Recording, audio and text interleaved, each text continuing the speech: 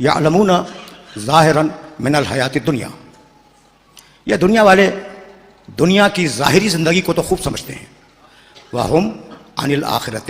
هُمْ غافلون، لیکن یقینی طور پر یہ لوگ آخرت سے غافل ہیں۔ اولم یتفکروا فی انفسہم، یہ اپنے نفسوں میں غور کیوں نہیں کرتے؟ ما خلق اللہ السماوات والارض وما بینہما الا بالحق واجل مسمی، یہ غور کیوں نہیں کرتے؟ آسمان و زمین میں غور کیوں نہیں کرتے کہ اللہ نے آسمان بنائے، اللہ نے زمین بنائی، اللہ نے آسمان و زمین کے درمیان کی چیزیں بنائی، سب کو ایک منصوبے کے تحت بنایا اور سب کے لیے ایک معین مدت مقرر کی۔ اس پورے منصوبے کے باوجود ان کثیر من الناس بلقاء ربہم لکافرون، انسانوں کی اکثریت اللہ سے ملاقات کو پسند نہیں کرتی، اللہ سے ملاقات کرنے کا انکار کرتی ہے۔ اولم یتفکروا فی انفسہم، بھئی اپنے آپ میں غور کیوں نہیں کرتے اور کائنات میں غور کیوں نہیں کرتے؟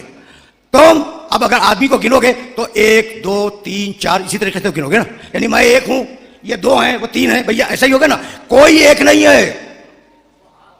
کہ اگر تم معزز طبیبوں کے معجون دیکھو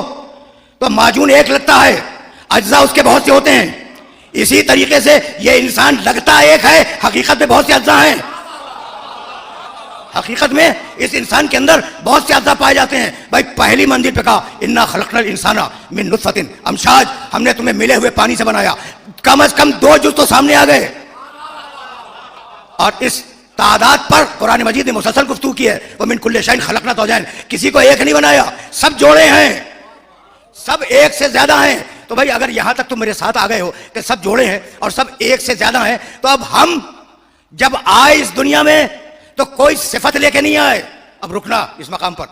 کوئی کہہ سکتا کہ میں ایک وحدت ہوں، لیکن بھائی میں، میرے اندر جسم ہے، میرے اندر روح ہے، میرے اندر نفس ہے، میرے اندر عقل ہے، میں ایک کہاں رہا؟ بھائی ایک تو نہیں رہا نا، تو بہت سی چیزوں سے مل کے بنے، تو جیسے بہت سی چیزوں سے مل کے بنے، اب دنیا میں آئے والدین کے تعاون سے، اور دنیا میں آنے کے بعد صفات لیں، صفتیں لیں معاشرے سے، کسی سخی سے سخاوت سیکھی، کسی بہادر سے شجاعت سیکھی، کسی عادل سے عدالت سیکھی، کسی معلم سے علم سیکھا، اور اب یہ علم، یہ عدالت، یہ سخاوت ہماری طاقت بن گئی۔ توجہ رکھنا، لیکن جو طاقت تمہیں ملی ہے وہ ذاتی نہیں ہے، کہیں سے آئی ہے، تو اگر کہیں سے آئی ہے تو کہیں واپس جا سکتی ہے، اگر یہ صفتیں کہیں سے آئی ہیں تو واپس جا سکتی ہیں۔ یہ زندگی نہ میری ذاتی ہے نہ تمہاری ذاتی ہے۔ اولم یتفکروا فی انفسہم، تو اب کوئی صفت تمہاری ذاتی نہیں ہے۔ یہی سبب ہے کہ بڑھاپے میں وہ صفتیں جو بیان کر رہا تھا نا میں، بڑھاپے میں وہ صفتیں ختم ہونے لگتی ہیں یا ختم ہو جاتی ہیں، ٹھیک ہے؟ بس اب اسی پر قیاس کر لو زندگی کا، کہ زندگی تمہاری ذاتی نہیں ہے، کسی نے دی ہے تو تمہیں ملی ہے، تو جب دی ہے تو ملی ہے، جب واپس لے گا تو موت آ جائے گی۔ جب دی ہے زندگی